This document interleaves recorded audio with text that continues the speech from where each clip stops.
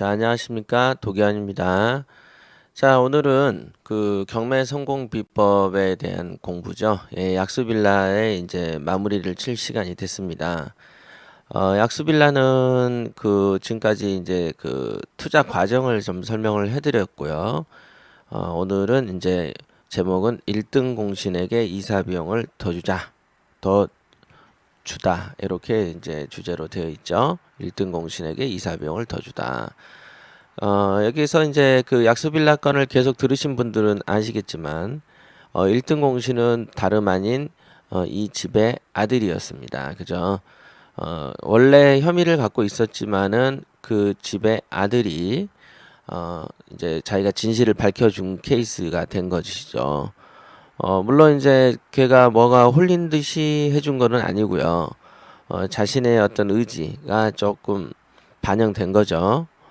젊은 애가 이제 남을 속이는 거에 대해서 되게 짜증스러워하는 분이 그 성격이었나 봐요. 아마 그런 애들은 이제 좀 잘 성장할 겁니다. 요거에 벌써 그때 이 물건을 저하고 얘기할 때 군대 간다고 얘기를 했었어요. 그랬기 때문에 지금 군대에 이미 나와 있겠죠. 그래서 저는 분명히 그 당시 약속을 하기를 명함도 주면서 네가 나중에 직장을 퇴사를 아니, 그 군대를 갔다 와서 직장 갈 데가 없으면 나한테 와라. 내가 써줄게. 제가 그렇게 얘기를 했었습니다.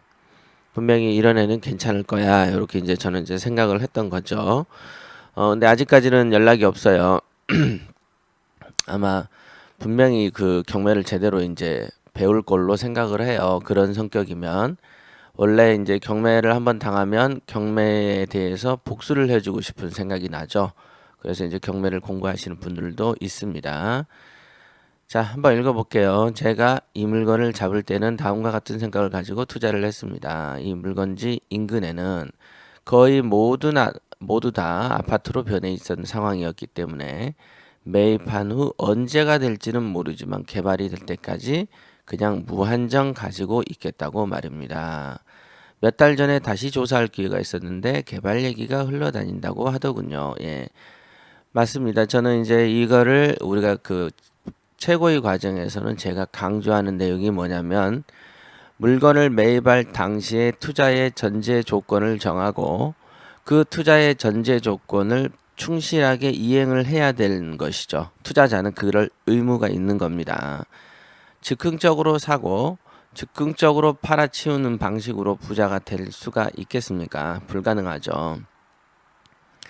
그리고 화장실을 들어갈 때하고 나올 때 생각 다르듯이 물건을 살 때는 나 이래야지 라고 계획을 했다가 물건을 이제 사놓고 뭐 한 달, 두 달, 1년 이렇게 지나면 언제 내가 그런 생각을 했어? 라고 생각을 하면서 그냥 막 하고 싶은 대로 해놓고서는 투자의 질서를 자기가 깨뜨려서 놓고서는 경매 재미없더라 이런 식으로 말을 하는 사람이 태반입니다.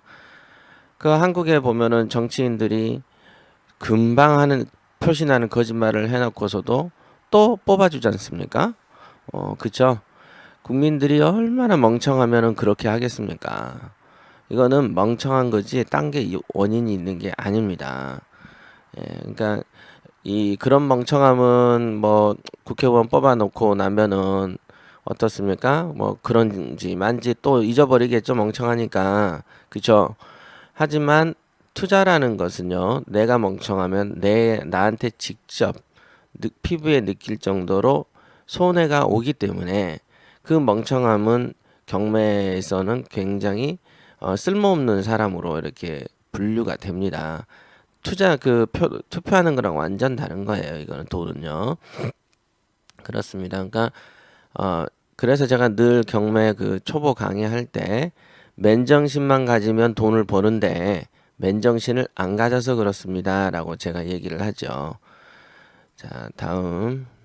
자, 이렇게 좋은 물건을 낙찰받기까지 1등 공신은 소유자의 아들이었습니다. 김병욱이 임차인이 아니란 사실을 알려주었기 때문에 만일 그 정확하게 알지 못하는 상황이었다면 대충 감으로 투자할 수는 없었을 겁니다. 맞아요. 지금도 그 생각이 납니다.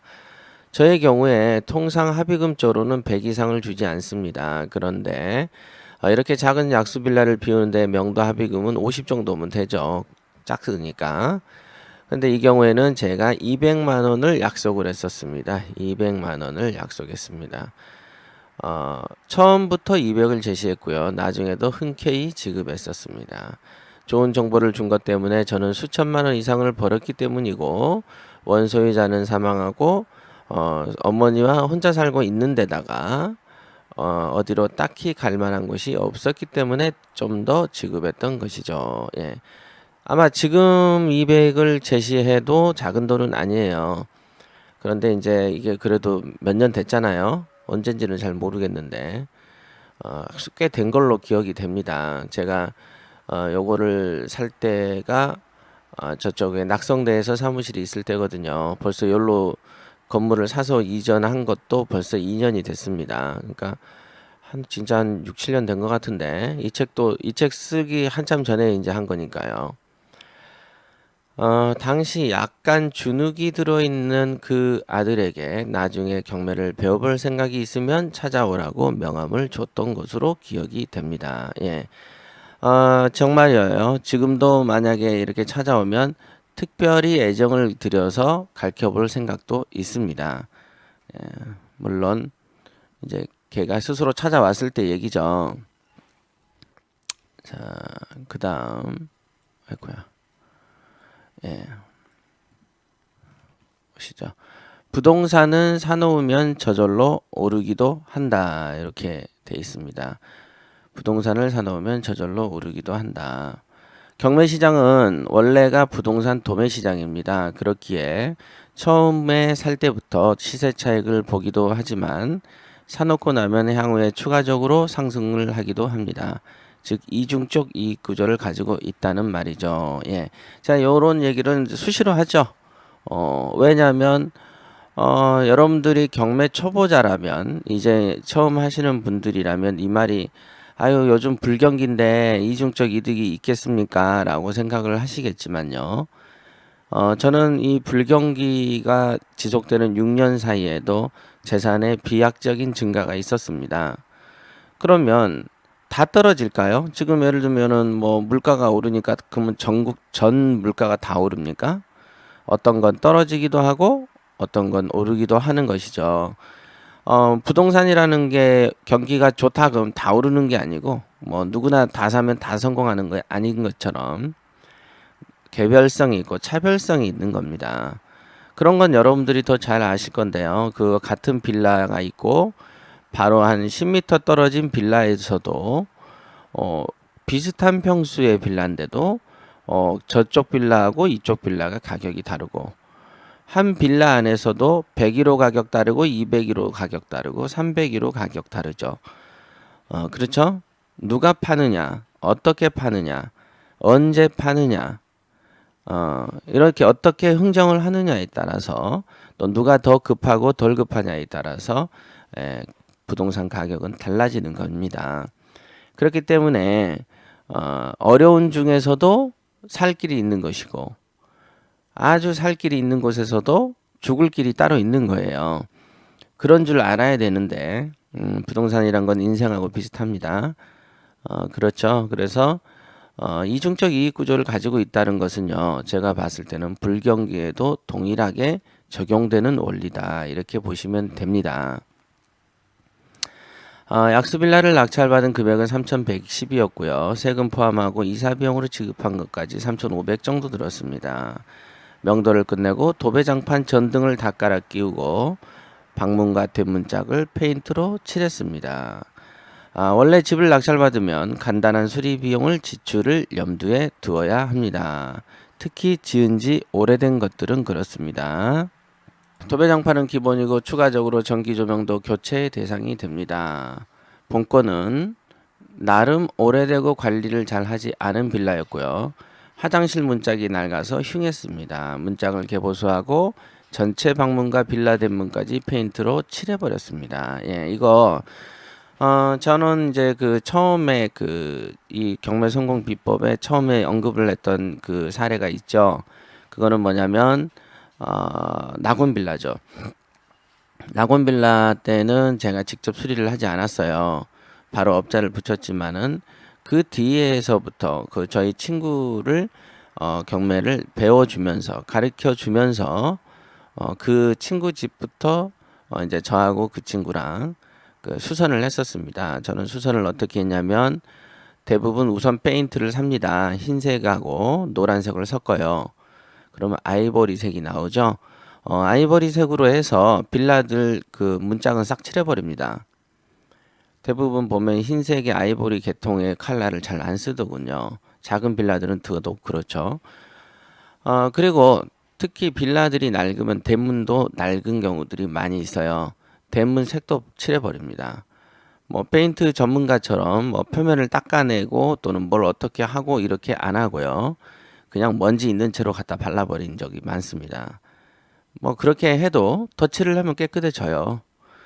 그리고 이제 문짝들 좀 칠해놓고 도배장판 좀 해놓고 조명 한두 개 좀 갈아놓고 그 다음에 이제 가능하면 장판들은 그 크게 정말 쓸모가 없다 라고 판단되지 않으면 장판은 이제 닦죠.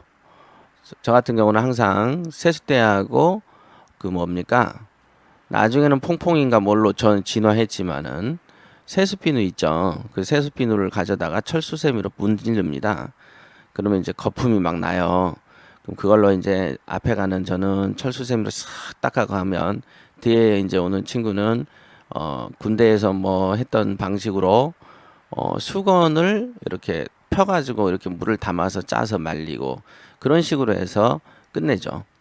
원래 이게 집수리를 하다 보면은 중간에 꼭 그 휴지를 사가야 되고 물통도 사가야 됩니다.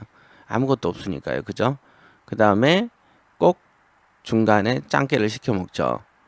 이런 스토리를 하는데 그거는 한참 옛날 일이고 이 악스빌라는 그래도 나름 회사를 갖고 있을 때 제가 혼자 하던 거기 때문에 제가 당시에 데리고 있던 직원 둘만 됐고 야 가서 페인트 칠하고 같이 한번 가자.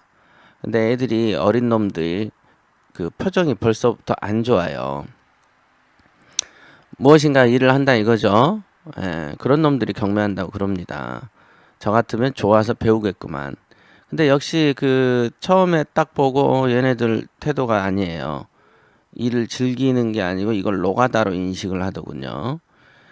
그래서 얘네는 좀 크게 되기 어렵겠구나 이렇게 생각을 했는데 그 후 2년인가 했다 얘네가 이제 나름 회사에 직원들이 열 몇 명 있을 때 이제 자기 동년배들하고 작당을 해서 회사를 나가서 차렸어요.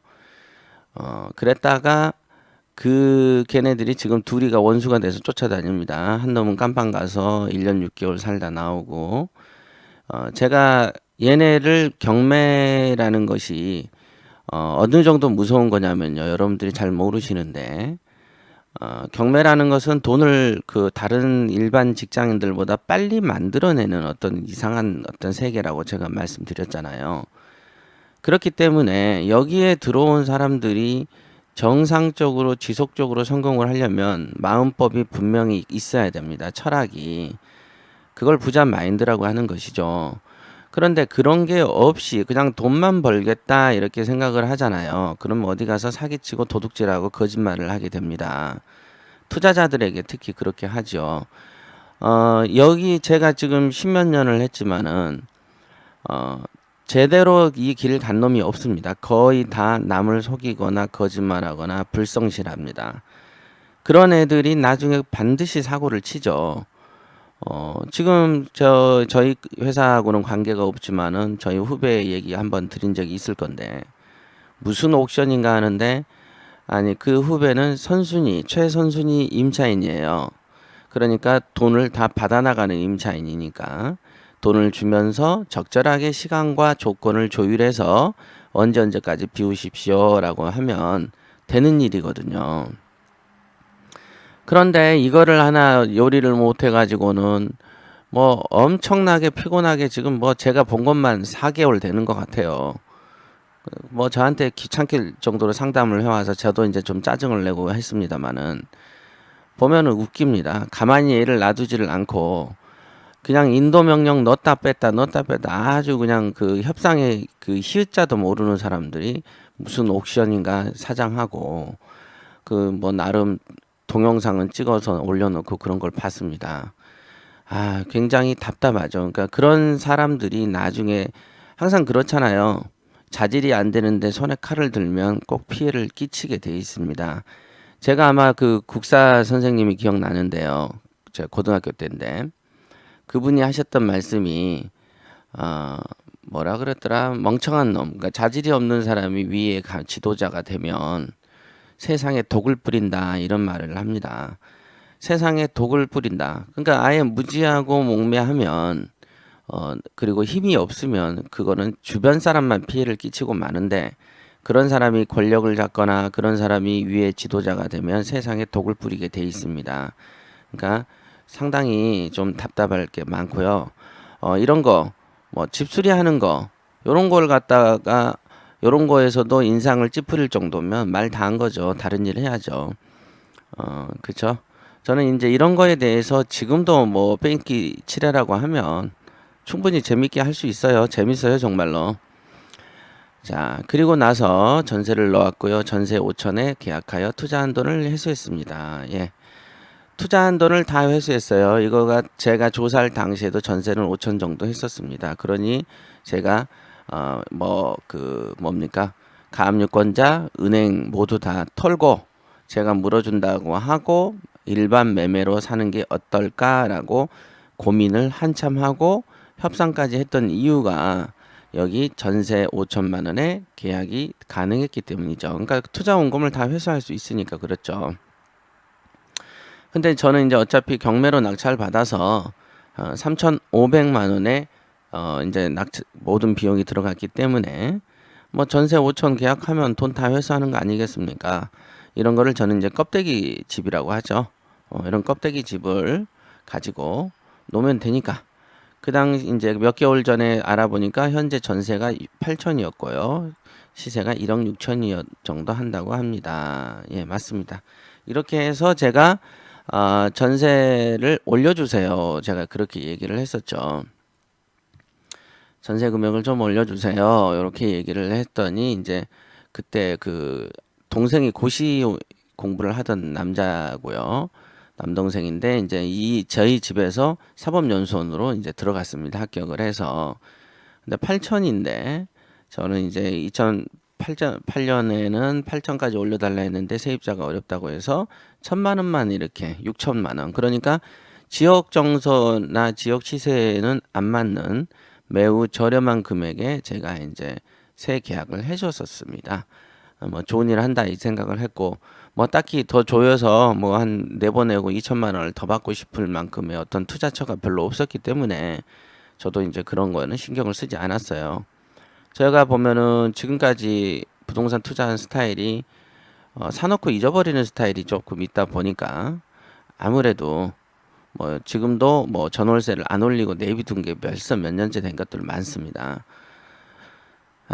뭐 여러 채가 되면 숫자가 좀 적으면 전화라도 한번 하라고 시키겠는데 꼭 그렇지도 않아요. 그래서 냅두는 거죠. 왜냐하면 이제 사업을 하다 보면 현안 문제가 더 많으니까 신경도 못 쓰는 것도 있습니다. 자, 저의 목적은 투자 차익이다 보니 전세금을 올리는데 안달이 날 이유가 없었기 때문이죠. 이 물건은 매입 당시부터 향후 재개발을 목적을 두었고 당시 마음가짐은 집이 무너질 때까지 보유하겠다는 거였습니다. 이렇게 그런 생각을 가졌고요. 약 2년이 넘는 기간 동안에 시세가 2배 이상 상승했던 물건이다. 이렇게 되어 있습니다. 전세금으로 저희 투자 원금을 모두 회수하여 이 집에 투자된 돈은 단 한 푼도 없는 물건이었기도 했었습니다. 맞습니다. 이 물건은 전세금으로 다 회수했죠. 예를 들면 3,500에 투자했지만은 5천만 원으로 전세를 드렸고 그 몇 년 후에 1,000만 원을 업을 시켜서 6천원을 전세를 받았고 그 다음에는 그 8천만 원이 전세가 했지만은 그 다음에 시세는 1억 6천이었고요. 저는 이걸 1억 4,500에 판매를 했었습니다. 이 책을 쓸 당시에는 판매를 하지 않을 당시이기 때문에 제가 이제 그거를 적을 수가 없었고요. 그러나 이거는 1억 4,500에 팔았습니다. 그러니까 자 정리를 한번 해보세요. 3,500만 원이 총액으로 들었습니다. 그리고 한두 달 안 돼서 세를 바로 뽑아버렸어요.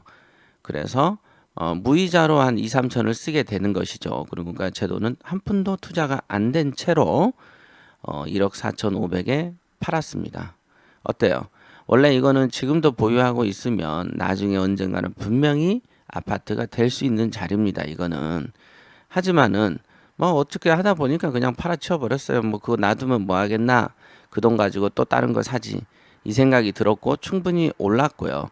그래서 팔았습니다. 그러니까 1억 4,500에 팔았으니까 저야 이제 법인이니까 법인세만 낸다고 보면은, 그리고 제가 가지고 있는 매매 법인은 그 적자 법인을 인수했던 거고 지금도 적자가 한 2억 정도 됩니다. 왜냐? 물건을 사놓고 특별하게 이렇게 팔지를 않으면 적자가 유지되는 거죠. 그리고 계속 저는 월급을 빼서 쓰기 때문에 적자가 유지가 되는 겁니다. 뭐 사무실 뭐 경비 이렇게 터는 건 아시죠? 그렇기 때문에 적자가 유지돼서 세금을 거의 안 내죠. 그랬습니다. 그러니까 실제로는 한 달 정도 잠깐 돈이 들어갔다가 한 1억 한 몇천 정도 번 거죠. 1억 4,500에 팔았으니까요. 그죠? 이렇게 작은 물건, 최저가가 2천만 원짜리를 제가 샀음에도 불구하고 어떤 구조냐, 어떤 물건이냐에 따라서 이렇게 시세 상승을 보고 팔 수도 있는 겁니다. 물론 이 시기가 노무현 시기예요.